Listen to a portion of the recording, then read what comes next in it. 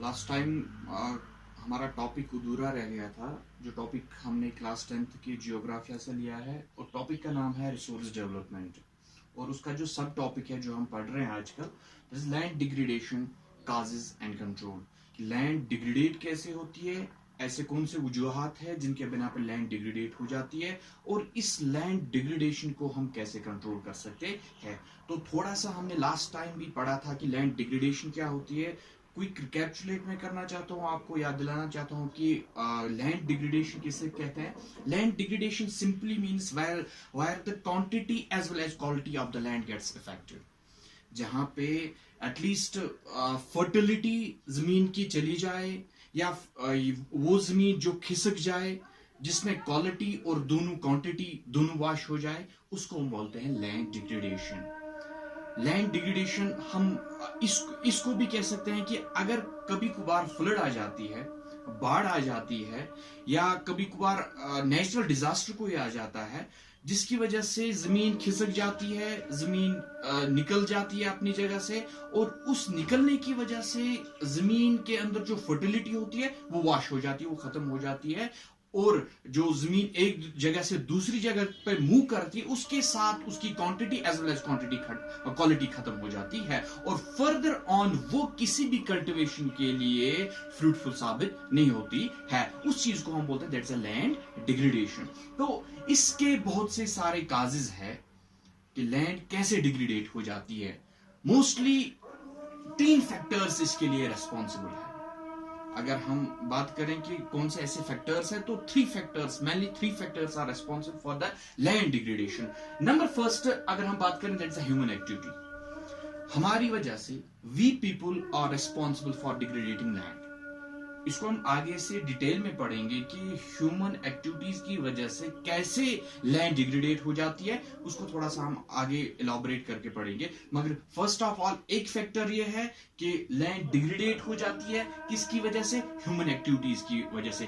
कहीं ना कहीं पे हम लोग इस चीज के लिए जिम्मेदार है, कहीं ना कहीं हम इस चीज के लिए अकाउंटेबल भी है, और कहीं ना कहीं हम लोग इस चीज के लिए आंसरेबल भी है कि जो लैंड डिग्रेडेट हो जाती है, जो लैंड खत्म हो जाती है, जो लैंड वॉश ऑफ हो जाती है, उसके लिए ह्यूमंस का भी कहीं ना कहीं हाथ है। गोया कि हमारी एक्टिविटीज की वजह से भी ये लैंड डिग्रेडेट हो जाती है, one factor. And number second factor is the animals.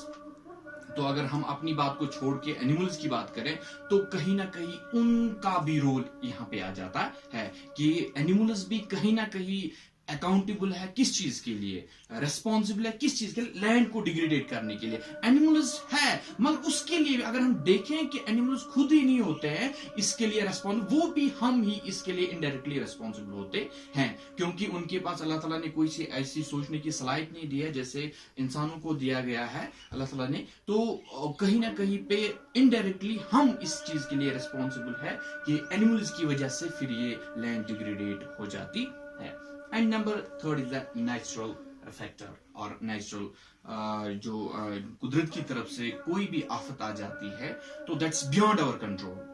हाँ, ह्यूमन एक्टिविटी अगर हम देखें, ह्यूमन एक्टिविटीज की वजह से जब लैंड डिग्रेडेट हो जाती है उसको हम इजीली कंट्रोल कर सकते हैं, that's up to the we people, हम उसको कंट्रोल कर सकते हैं। और एनिमल्स की वजह से जो लैंड डिग्रेडेट हो जाती है उसको भी हम अच्छे से कंट्रोल कर सकते हैं, वो भी हमारे हाथ में है। मगर एक ऐसा फैक्टर है यहाँ पे, एक ऐसी जो नेचुरल फैक्टर है यहाँ पे, नेचुरल फैक्टर हमारे हाथ में नहीं है, इट्स इनवॉलेंट्री, ये हमारे हाथ में नहीं है, it's beyond, it's in the hands of Almighty. ये कुदरत की तरफ से, अल्लाह ताला की तरफ से जब भी कोई आफत आ जाती है तो उसका इंसान कोई भी मुकाबला नहीं कर सकता है। फॉर एग्जाम्पल कभी कभार अर्थक्वेक आ जाता है तो वो हमारे हाथ में नहीं है। जहां पे अर्थक्वेक हो जाता है, उस जहां पे एपी सेंटर होता है इसका, तो आप देखिए कि कितनी लैंड वहां पे डिग्रेडेट हो जाती है। जब वहां से वो लावा निकलता है तो कितने दूर तक वो फैल जाता जाता है, जो उसके इर्द गिर्द में जो जमीन होती है, जो कल्टीवेशन के लिए होती है या किसी और पर्पज के लिए हम इस्तेमाल करते हैं, वो डिग्रेडेट हो जाती है। अर्थक्वेक या फ्लड्स कभी कभार आ जाते हैं, बाढ़ आ जाती है कभी कभार,